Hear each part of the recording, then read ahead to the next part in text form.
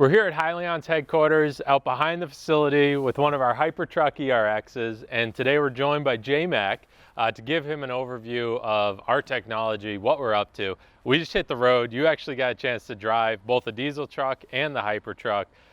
So far we've had a lot of fun, but now we're going to talk about what the actual details of the truck are. Right on, yeah. First time ever sitting in a semi today as well, so a lot of firsts. First time riding in one, driving one, the whole 9 yards. So what surprised you the most, just about semi trucks? What was the biggest thing? How that is a new diesel, and that is the standard in the industry. That performance was, not great to say the least. So that was the most surprising, and then the how polar opposite this product is in comparison, how smooth it is. So, well, should we do a quick overview of the ERX technology? Yeah, the components. And so this truck's fully electric drive. So both of the rear axles on the back of the truck are e-axles, 2-speed e-axles produced by Meritor. And the drive of the vehicle is only electric drive. There's no connection between the generator and the back of the truck. So in order to do that, we've got battery packs that are mounted on the side frame rail. So this is what stores the energy, the electricity as you're going down the road. Now, most BEV trucks kind of stop there. They got the e-axles, they got the batteries, and then you just plug it into the wall to recharge.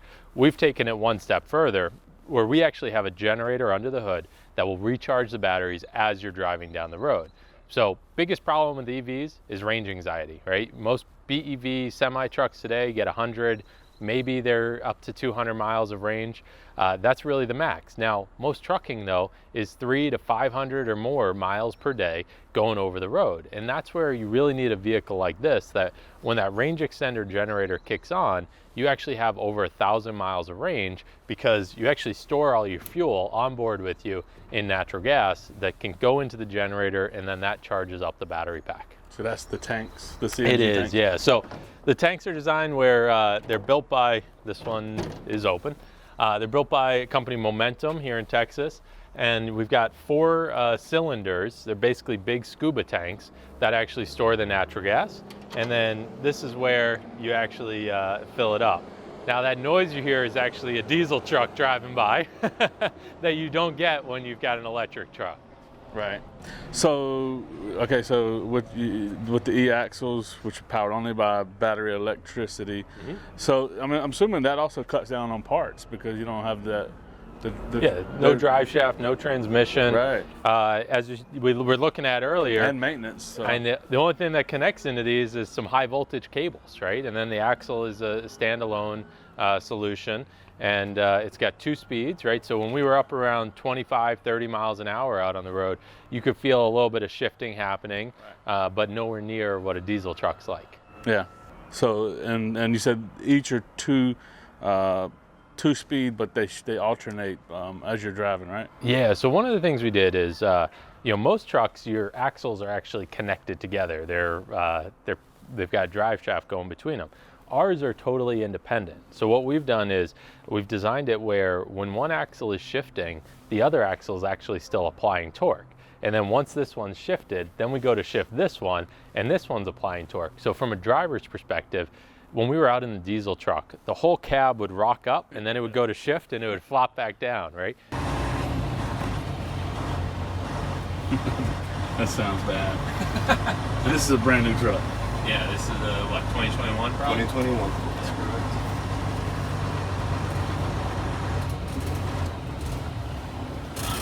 With this, you don't get that, because you're always applying some torque, because the axles shift independently. Almost all the time they are both applying torque. It's only in that little shift period where only one's applying, the other shifting, and then vice versa. Outside of that though, it's always both axles driving the vehicles. Okay. Very good, very good. And so that's all the components pretty much then, right? So yeah, back of the vehicle, you've got your e-axles, you've got your battery boxes mounted on either side of the frame rails. They go up to probably around that DOT number there. So they're there. Yep. Okay. And then they're on both sides of the frame rail, and the batteries are really there to act as a buffer, right? So if the truck is driving on BEV only mode, obviously all your power is coming from the batteries, the generator's not on. But when that generator is on, they're more there to act as a energy buffer between the axles and the genset. So as we were out on the highway, you could see that, you know, when we were climbing up hills, or if we were really accelerating, you're using a lot more power, right? So if the generator was on, your e-axles are actually going to pull power not only from your battery pack, but also from your generator. Now the flip side of that is we also showed on the highway how powerful the regen braking could be, right? And when it does regen braking and the generator's on, you actually have your axles putting energy into the battery pack, as well as your generator is charging up the battery pack as well. So almost think of the battery as like the middle buffer of your energy supply. Right. That's incredible. And like you said, so that would, you know, because of the regenerative braking, you're not wearing out brakes all the time as well. And if I can touch on that for a second, so most people think regen braking is like the actual physical brakes having like a heat capturing system on them, and it's not. It's a little different. It's actually the electric motor does your regen braking. So just like the electric motor applies torque to push the vehicle forward, the electric motor can also apply a negative torque, and that's what slows the vehicle down and charges the batteries up. So it actually has nothing to do with the physical brakes. We actually don't touch the brakes, and we don't want to touch the brakes because those are a safety critical item. And so if you do step on that brake pedal, it works just like a normal diesel truck does, applies the physical brakes, and the truck slows down. Well, it's an amazing system for sure. I mean, and to see it here in person, and you know, and to actually ride in it, it's pretty incredible. It really is. Like I said, it can transform an industry.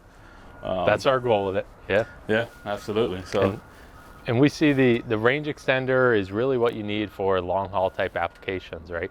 BEV plug-in makes a ton of sense for short haul local delivery, final mile, you know, if you're driving 100 miles a day.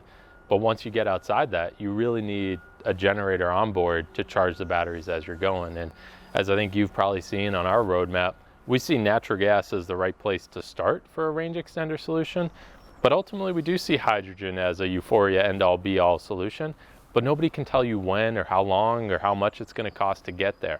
And so our thought process has been, let's use natural gas today, great cost point, super available, over 700 stations out there that you can pull in and fuel this thing up, and the emissions profiles are great on it as well. And that can carry us a long time, but when hydrogen is ready, then we can step into actually putting a fuel cell under the hood, as well as we're working on a fuel agnostic generator. And that really gives fleets the ability to have future-proof solutions when they jump into the Hyliion product portfolio. how do you stay ahead of that though? I mean, are you already? I know you're mostly dedicated to getting this thing to production, but do you also spend some of your engineering team looking ahead? We have. So one of the things we mentioned on our last earnings call is we've actually started working on both the fuel agnostic fuel cell solutions. One of the things that we did from an organization standpoint is Patrick, our CTO, we've actually asked him to really spearhead where we're going with the technology. And then we hired Shiva to lead our engineering commercialization team to really bring products to the market. And so it's a great mix because we got a team that's looking at, you know, what's the future, as well as a team that's working on what do we need to get out there today. There you go. That's good to know. Yeah, because like you said, to me it's a bit confusing why, you know, some fleets are purchasing hydrogen trucks now. There's no infrastructure. So, but yeah, definitely see it as a viable solution in the future. But that's good to know. It's good to know that y'all are looking ahead. And the neat thing is that the powertrain doesn't change except for the generator, right? You still have tanks on the back of cab, you still have batteries, you still have e-axles. We just swap out the generator. And you know, the way we're looking at it is by the time hydrogen infrastructure is built out and that's ready to happen, we'll already have millions and millions of miles deployed all across the country on these vehicles, and we'll be the natural progression into a hydrogen-based vehicle. And I know at some point you were talking about the fuel agnostic. Are you thinking that it would be the same tanks that are refillable with either, or?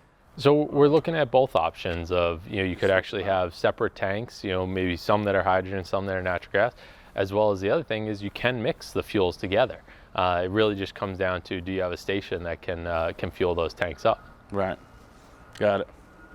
Very cool. Very cool. We good? All right. Yeah. Well, thank you. Well, thanks for letting me walk around and see the technology. It's great to have you here. I appreciate it.